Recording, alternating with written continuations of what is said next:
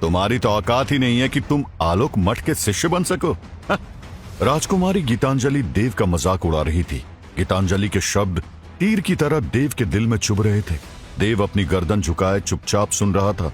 तभी देव की बचपन की दोस्त आर्या आगे आई। क्या तुम जानती हो कि तुम किससे बात कर रही हो? यह हरित पर्वत के अग्निवंश परिवार से है।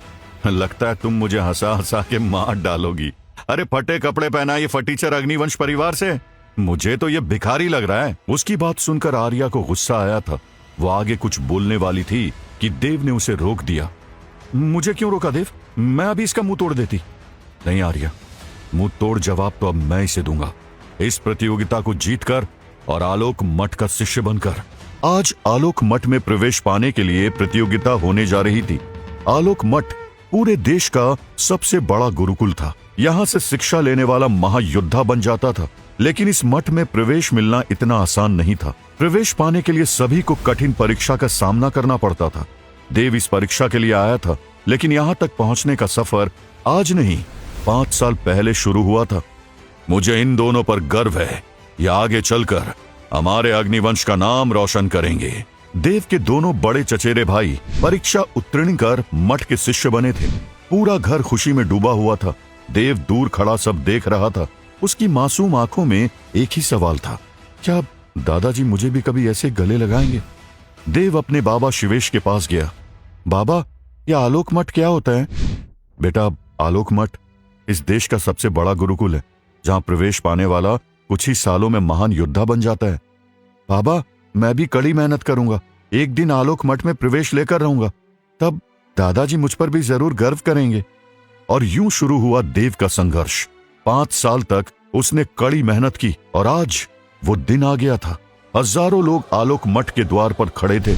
उन्हीं में देव के चचेरे भाई कनिष्क और मलय भी थे, जो देव को रोकने के लिए एक खतरनाक योजना बना चुके थे। तभी एक विशाल कद का पहरेदार बाहर आया। सभी ध्यान से सुनो। प्रतियोगियों को अपनी कमर से पत्थर बांधकर उस दूर खड़े बरगद के पेड़ तक दौड़ना होगा। जो 20 लोग सबसे पहले वहां पहुंचेंगे वही आलोक मठ के बाहरी वर्ग के शिष्य कहलाएंगे। राजकुमारी आर्या ने मुस्कुराकर देव की ओर देखा। आर्या भी इस प्रतियोगिता में भाग ले रही थी। देव की नजरें उसी पर अटकी थी। इन 5 सालों में आर्या और भी ज्यादा सुंदर हो गई थी। प्रतियोगिता पर ध्यान दो देव, मुझे बाद में देखना। शंखनाद होते ही मैदान गूंज उठा। सैकड़ों प्रतियोगी एक साथ दौड़ पड़े। कमर से बंधे भारी पत्थर हर कदम पर उन्हें रोकने की कोशिश कर रहे थे। तभी कनिष्क ने देव को धक्का देने की कोशिश की, लेकिन गलती से आर्या को धक्का लग गया। आर्या का पैर गड्ढे में फंस गया और ऊपर से पत्थर आ गिरा। देव ये देख आर्या की मदद के लिए रुक गया। तुम मेरे लिए मत रुको देव, तुम जाओ। मैं अपने दोस्तों को कभी अकेला नहीं छोड़ता। राजकुमारी जी, देव ने पूरी ताकत लगाकर पत्थर हटाया, लेकिन तब तक दर्जनों लोग उनसे आगे निकल चुके थे। देव ने आर्या का हाथ थामा। दोनों साथ साथ दौड़ने लगे। अब सिर्फ 2 स्थान खाली है। देव और आर्या के आगे अब भी कई लोग थे। देव ने जी जान लगा दी। अचानक उसकी आंखों में अजीब सी चमक उभरी, मानो उसके भीतर कोई अदृश्य शक्ति जाग उठी हो। क्षण भर में देव ने सैकड़ों लोगों को पीछे छोड़ दिया और आर्या का हाथ थामे हुए उसने अंतिम रेखा पार कर ली। प्रतियोगिता समाप्त। आलोक मठ के बाहरी वर्ग के 20 शिष्य पूरे हो चुके हैं। देव और आर्या हांफते हुए एक दूसरे को देख रहे थे। दोनों की आंखों में थकान से ज्यादा एक अजीब सा अपनापन झलक रहा था। क्या यही प्यार की शुरुआत थी? उसी वक्त काली गुफा की गहराइयों में सालों से सोया शैतान विशाख अचानक जाग उठा। वो बच्चा अब भी जिंदा है। उसकी शक्तियों का संकेत मिल रहा है। लेकिन अगले ही पल उसके चेहरे के भाव बदल गए। मैं विषाक्त हूँ, मैं अमर हूँ। मैंने उसके माँ बाप को मिटा दिया था और उसे भी नहीं छोड़ूंगा। मैं उस भविष्यवाणी को कभी सच नहीं होने दूंगा। आखिर क्या थी वो भविष्यवाणी और विषाक्त किन शक्तियों की बात कर रहा था? इधर शिवेश को जैसे ही खबर मिली कि देव ने आलोक मठ में प्रवेश पा लिया है, तो उसके खुशी का ठिकाना नहीं रहा। वो दौड़ते हुए अपने पिता सूर्यकांत के पास गया। देव ने आलोक मठ में प्रवेश पा लिया बाबा। उसने अग्निवंश का नाम रोशन किया है। वो कभी भी अग्निवंश का हिस्सा नहीं बन सकता। याद रखो, वो तुम्हारी औलाद नहीं है। सूर्यकांत वहां से चले गए। शिवेश की आंखों में अतीत के जख्म ताजा हो उठे। रणभूमि का वो दिन, तलवारों की टकराहट, चीखें, खून की बौछारें, और इस सब के बीच 2 साल का देव अपनी मां कामिनी की गोद में कांप रहा था।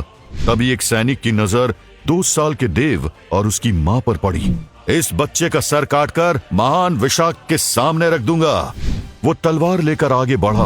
वो बस वार करने ही वाला था कि एक तीर उसकी तरफ आया और उसके गले के आर पार हो गया। जब तक मैं हूं, मेरी पत्नी और बेटे को कोई छू भी नहीं सकता। देव के पिता वीरसेन ने जब अपनी पत्नी और बच्चे की हालत देखी तो उसका दिल भर आया। तभी उसकी नजर शैतान विशाक्त पर पड़ी, जो तेजी से उनकी ओर बढ़ रहा था। कामिनी, अब हमारे जीतने की कोई उम्मीद नहीं है। शैतान विशाक्त यहीं आ रहा है। कामिनी की नजर भी उस शैतान विशाक्त पर गई, लेकिन उसके मन में बस अपने बच्चे की चिंता थी। महाराज, आप अग्निचक्र से देव की रक्षा कीजिए। वीरसेन ने अपनी पूरी शक्ति लगाकर देव के चारों ओर अग्निचक्र बना दिया। तभी विशाक्त वहां पहुंचा। उसने अपनी मजबूत पकड़ से महाराज और कामिनी का गला थाम लिया। दोनों की सांसें धीरे धीरे टूटने लगी और फिर विशाक्त ने बेरहमी से उनकी गर्दन मोड़ दी। 2 साल के देव की आंखों के सामने उसके माता पिता मारे जा चुके थे। विशाक्त ने हंसते हुए अपने सैनिकों की तरफ देखा। जाओ, मार डालो उस बच्चे को। लेकिन अग्निचक्र की वजह से कोई भी देव तक पहुंच नहीं पा रहा था। धीरे धीरे अग्निचक्र का असर कम होने लगा। लेकिन तभी एक फकीर वहां आया। उसने देव को गोद में उठाया और दौड़ पड़ा। अचानक उसकी राह में एक घोड़ा गाड़ी आकर रुकी। उस घोड़ा गाड़ी में शिवेश और उसकी पत्नी मधुलिका थे। आपको कहीं चोट तो नहीं लगी? फकीर ने हकलाते हुए देव को शिवेश की गोद में सौंप दिया। ये देव है, इसकी जान बचाओ। इसका जिंदा रहना बहुत जरूरी है। शिवेश ने देव की ओर देखा, फिर सामने नजर दौड़ाई, लेकिन तब तक फकीर गायब हो चुका था। उसी पल शिवेश ने देखा विशाक्त की सेना तेजी से उन्हीं की ओर बढ़ रही थी। उसने तुरंत देव को घोड़ा गाड़ी में बैठाया और आगे बढ़ने लगा। लेकिन तभी एक और भाला आकर उड़ा। मधुलिका ने देव को बचाने के लिए अपने शरीर को ढाल बना दिया। भाला सीधे उसके शरीर में जा घुसा और मधुलिका वहीं गिर पड़ी। मधुलिका की मौत का जिम्मेदार देव को मानकर अग्निवंशी परिवार के लोग उसे मनहूस समझने लगे। लेकिन शिवेश ने देव को हमेशा अपनी सगी औलाद की तरह पाला। बस उसके दिल में एक ही डर था, मेरे देव को कभी ये न पता चले कि वो मेरा सगा बेटा नहीं है। लेकिन क्या होगा अगर देव को यह सच्चाई पता चल गई?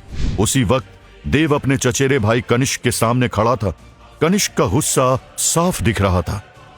पता नहीं किस गंदी नाली का कीड़ा है तू तो शिवेश चाचा का सगा बेटा है ही नहीं। अपने ही चचेरे भाई कनिष्क के मुंह से ये सुनकर देव के पैरों तले जमीन खिसक गई। ये आप क्या कह रहे हो भैया? क्या मैं बाबा का बेटा नहीं हूं? बेटा तू नहीं, तू अग्निवंश का हिस्सा कभी था ही नहीं, और तेरी वजह से ही मधुलिका चाची की जान गई थी। ये सुनते ही देव गुस्से से कनिष्क की ओर बढ़ा। तभी अचानक एक अजीब सा काला साया कनिष्क के शरीर में घुस गया। उसकी आंखें काली पड़ गई, उसके भीतर तेज ऊर्जा भर गई और वो देव पर टूट पड़ा। कनिष्क बेरहमी से देव को पीटने लगा। दूर बैठा विशाक्त मुस्कुरा रहा था, क्योंकि वो काला साया उसी ने भेजा था। मैं भविष्यवाणी बदल दूंगा, अपने ही भाई के हाथों देव मरेगा। उसी पल आसमान में बिजली कड़कने लगी। अचानक एक सप्तरंगी बिजली देव के शरीर पर आ गिरी और एक जोरदार धमाके के साथ देव हवा में उछलकर दूर जा गिरा। ये देखकर विशाक्त को जोर का झटका लगा। नहीं, ये नहीं हो सकता। क्या है ये सप्तरंगी बिजली जिससे विशाक्त भी डर गया था? और सबसे बड़ा सवाल, शैतान विशाक्त का अंत देव कैसे करेगा? जानने के लिए अभी इंस्टॉल बटन पर क्लिक करके डाउनलोड करें पॉकेट FM और सुनिए रहस्य और रोमांच से भरी अद्भुत कहानी सर्वशक्तिशाली देव। और हाँ, 5वें एपिसोड के बाद का दिमाग हिला देने वाला सस्पेंस मिस मत करना।